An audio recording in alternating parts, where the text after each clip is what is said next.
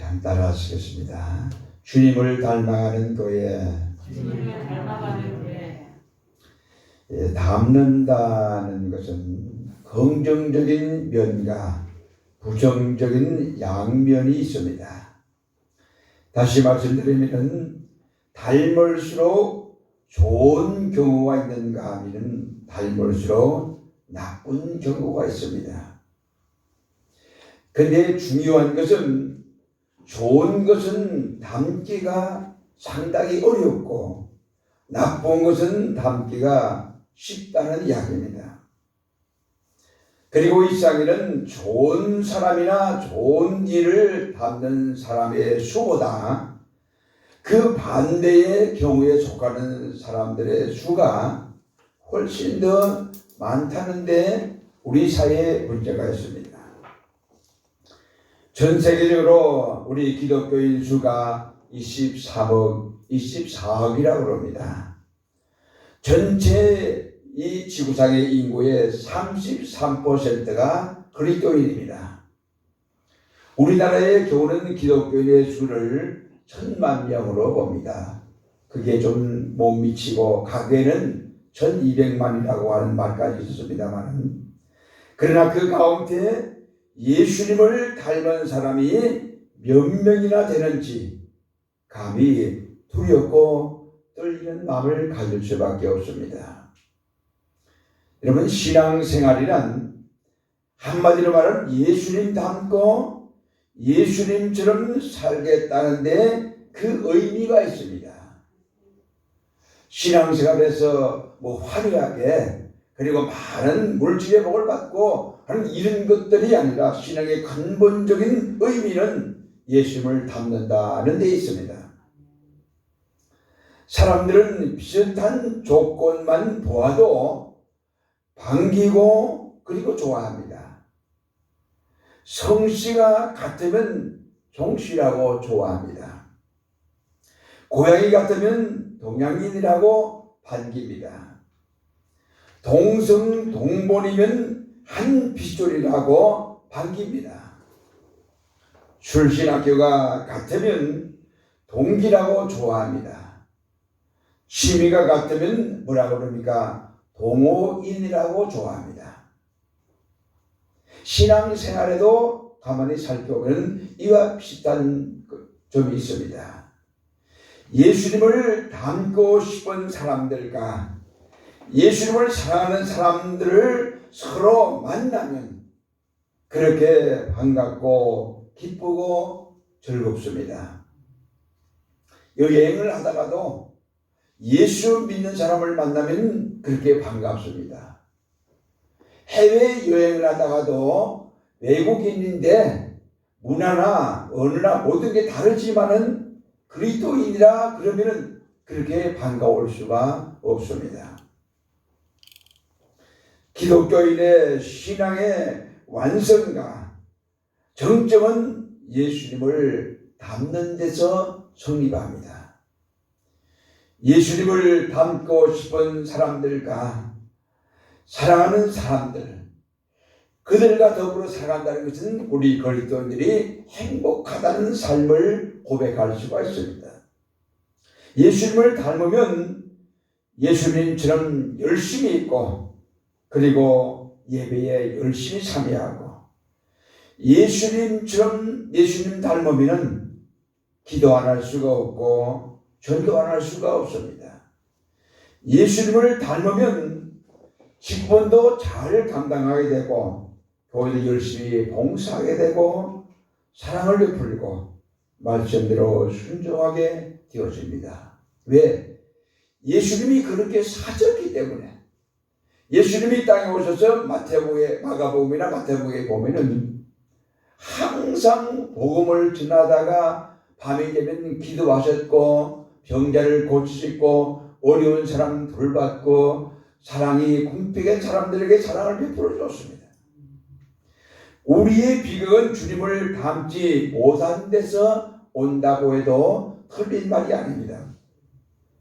우리가 예수님을 닮는다는 것은 그분의 인격과 삶, 그분의 사상과 정신, 그분의 희생과 봉사, 사랑과 자비를 담는다는 것을 의미합니다. 예수님을 담는 것이 구체적으로 어떤 것인가? 오늘 본문의 말씀에 사도 바울은 우리에게 담대히 이랬습니다. 기독교 2000년 역사 속에 특히 성경에 기록된 인물들 가운데 가장 예수님과 근접하고 예수님을 닮은 사람이 있다면 사도 바울을 꼽을 수가 있습니다. 사도 바울이 고백한 내용이 오늘 본문에 그대로 나타냈습니다. 이 말씀을 보면은 이런 말씀으로 고백합니다. 우리 한번 따라 하시겠습니다. 예수님처럼 생각하자. 생각은 마음의 산물이라고 그럽니다. 그가 어떤 마음을 가지느냐에 따라서 생각이 결정이 되어집니다.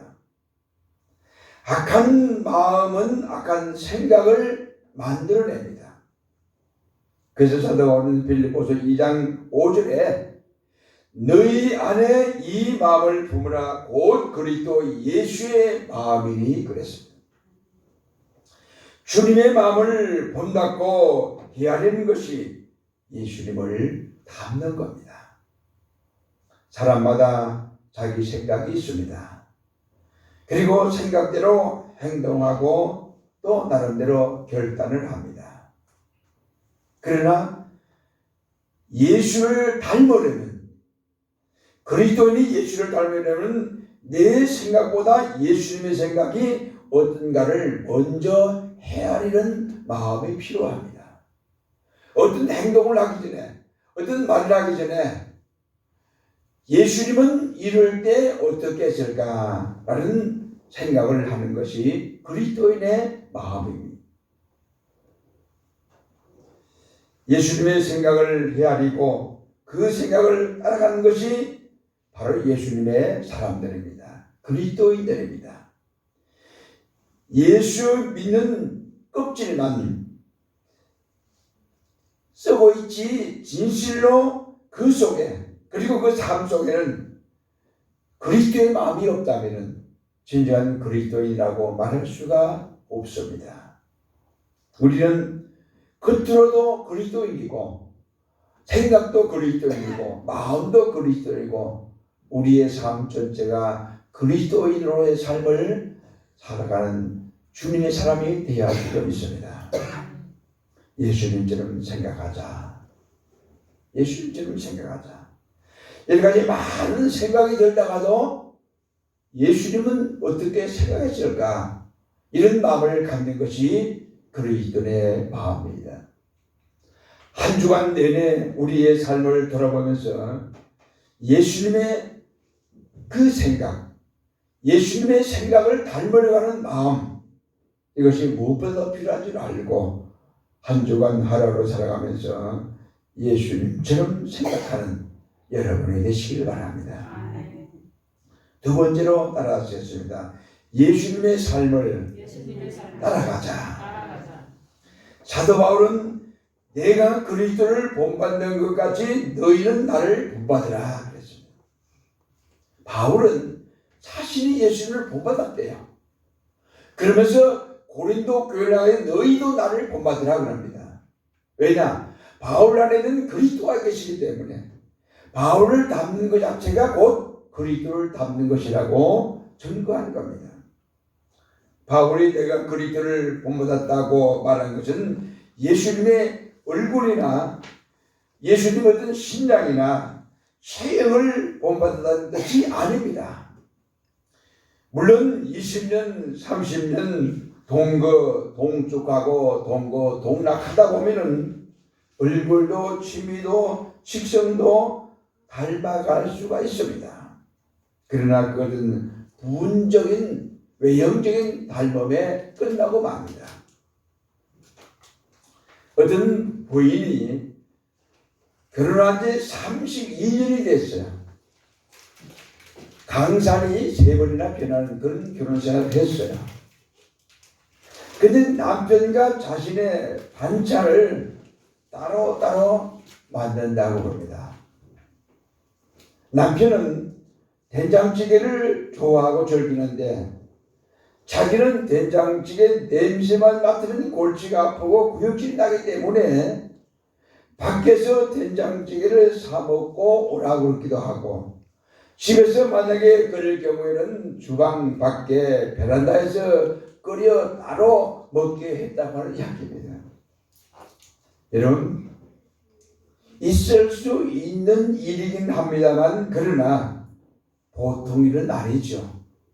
정말 어려운 일입니다.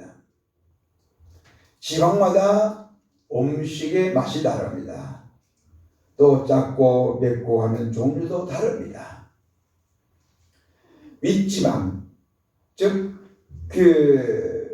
이북에서 온 사람들은 싱겁게 먹습니다. 거기가 짜게 먹질 않아요. 이 남한 지역으로 사람들은 짜게 먹습니다. 거기가 짜게 많이 먹어요. 근데 충북 사람, 충주도 사람들은 좀 더 싱겁게 먹어요.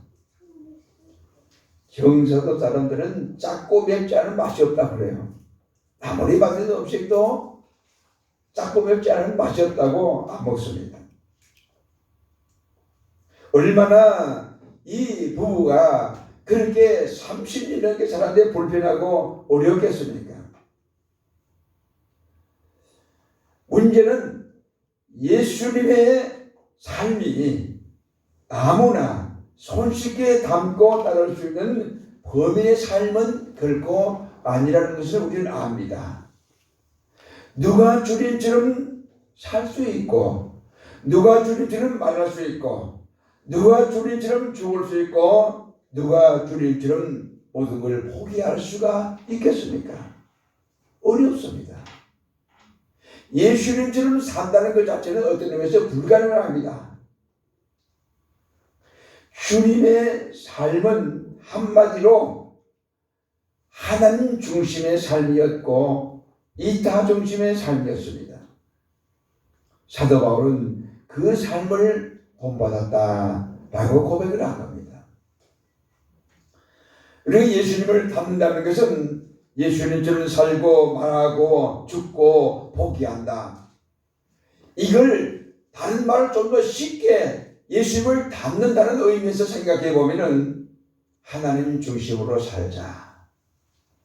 다른 사람을 생각하며 살자. 이겁니다. 오랫동안 함께 일을 하면 일하는 스타일이 나름대로 닮고 같아집니다. 근데 놀라운 것은 가룟 유다 3년 동안 예수님의 지도로서 따라다녔습니다. 동고동락에 했어요.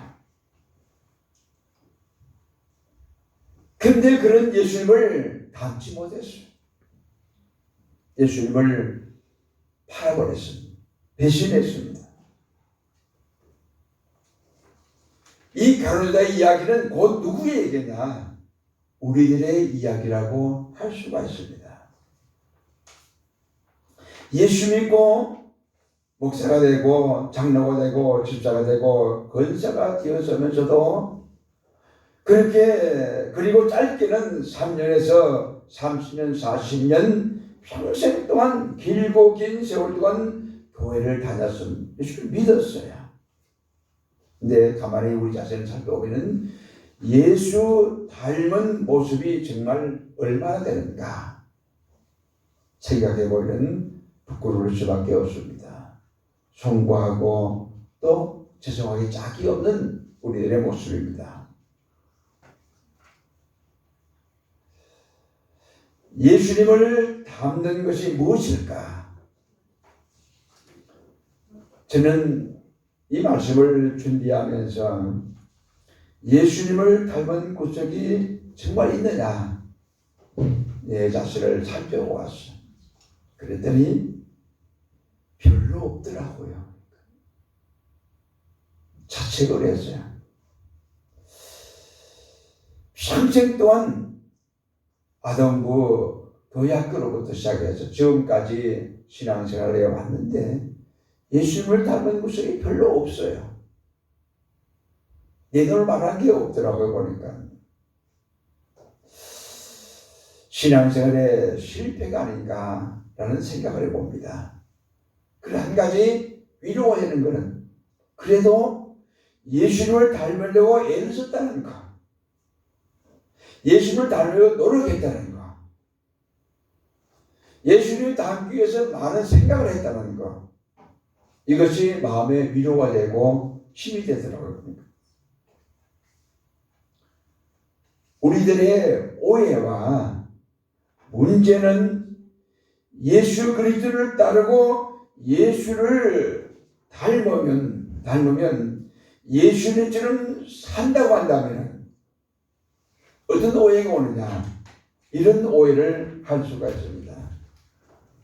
사람 구실도 못할 거 아니냐, 돈도 마음대로 못 벌지 않을, 바보처럼 병신처럼 살다가 죽고 말 것이 아닌가, 이런 생각을 하게 됩니다.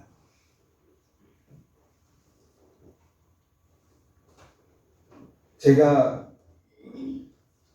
부모님은 서울에 계셨고 제가 포항에서 목회할 때에 1년에 4번은 올라왔어요. 추석, 설날, 그리고 부모님이 돌아가시고 난 다음에 그 추도 예배 때 2번, 1년에 4번은 꼭 올라왔어요. 근데 부모님이 살아계실 때 생일을 찾아서 온 적은 거의가 없어요. 생신을 위해서 온 적은 한 번도 기억이 안 나요. 이렇게 보면은 목사라서 부모님의 생일도 못 챙겼는데 예수님을 닮았다고 할 수 있겠는가? 우리 자녀들이 제 생일 때 또 교회에서 제 생일을 맞이하면서 그 기간에서 선물도 주고 또 케이크도 사다가 잘라게 하고, 그리고 또 현금도 주고 그럴 때, 그때마다 제 생각에 나는 부모님께 한 번도 제대로 이런 걸 해본 적이 없는데 내가 왜 받을 자격이 있는가, 그런 생각을 늘 해요.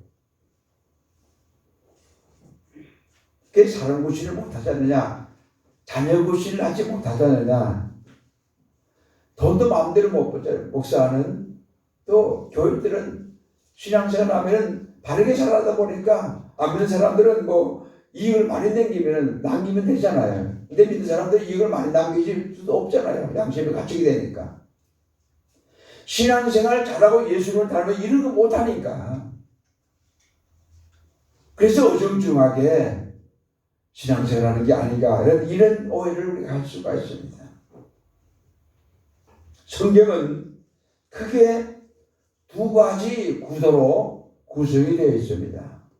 그것은 축복과 저주라는 겁니다. 주님을 따르고 순종하는 사람들은 복을 받고 형통한다고 그랬습니다. 주님을 멀리하고 배반하는 사람들은 저주를 받는다라고 말합니다. 수요일 예배 때마다 요셉에 대한 이야기를 합니다. 지난주에도 그런 말씀 드렸습니다만, 여러분, 요셉은 어릴 때 좀 지혜가 없는 사람 같았어요. 아버지의 사랑을 독차지하다 보니까 그래서 그런지는 모르지만은 형들이 자기를 미워하는 거 알았을 거예요. 근데 미움 살 만한 일을 자꾸 하는 거예요. 꿈을 꾸고 자기만 알면 되지 왜 그 꿈을 얘기하는 거예요? 그 형들이 잘못한 것을 왜 아버지한테 고자질해? 그런 사람을 했어요. 아버지 집에 있을 때. 그것 때문에 물론 애국으로 팔려갔다고 하는 겉으로 이유가 되긴 해요. 근데 요셉이 애굽에 가서 생활한 그 삶을 보면은요, 하나님 중심이었어요.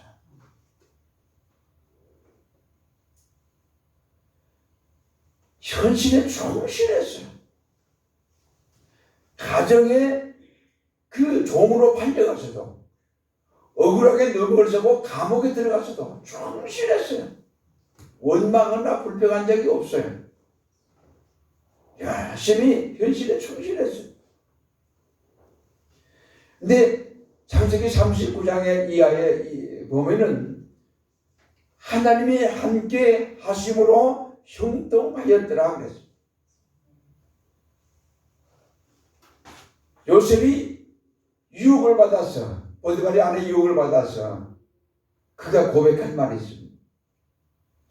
내가 어찌 하나님 앞에 이런 건재를 지으려고 그랬어. 아버지의 집에 있으면서 형들의 미움받고 그 형들에게 미움받을 수밖에 없는 일들을 했지만 그래도 신앙적으로 아버지 그 할아버지 그 정조 할아버지 때부터 이어오는 신앙을 요셉이 나름대로 이어받았어요. 여러분 요셉의 정조 할아버지가 누구예요? 누구예요? 아브라함이에요. 할아버지가 누구예요? 이삭이에요. 아버지가 야곱이에요. 그 밑 어른들의 신앙이 얼마나 좋아요. 그 신앙을 12명의 야곱의 아들 가운데 요셉이 이어받은 거예요. 애굽의 종으로 팔려갔지만은 애굽에서 요셉의 생활은 하나님 중심의 삶이었어요. 그래서 하나님이 요셉과 함께 하시니 형통하여더라. 하나님이 함께 하심을 보았더라 하는 말씀이 계속해서 반복해 나옵니다. 결국 어떻게 됩니까? 13년 전 종으로 팔려왔던 요셉이 애굽이라는 강대국, 그때 당시만 해도 애굽이 하려는 문화가 전 세계적으로 강대국이었어요. 그런 나라의 통치자 제2인자가 됩니다. 총리가 되는 거예요. 그 요셉 때문에 애굽 나라의 양식이 풍성해서 주변 나라 사람들이 전부 다 애굽으로 양식을 사러 오는 축복받은 나라를 요셉을 통해서 만들어준 거예요. 신명기 28장에 복을 받고 라고 하는 말에 복, 축복의 선언이 나옵니다. 이 신약에 마태복음 5장에 보면 복이 있나니 라고 하는 말씀이 반복이 됩니다.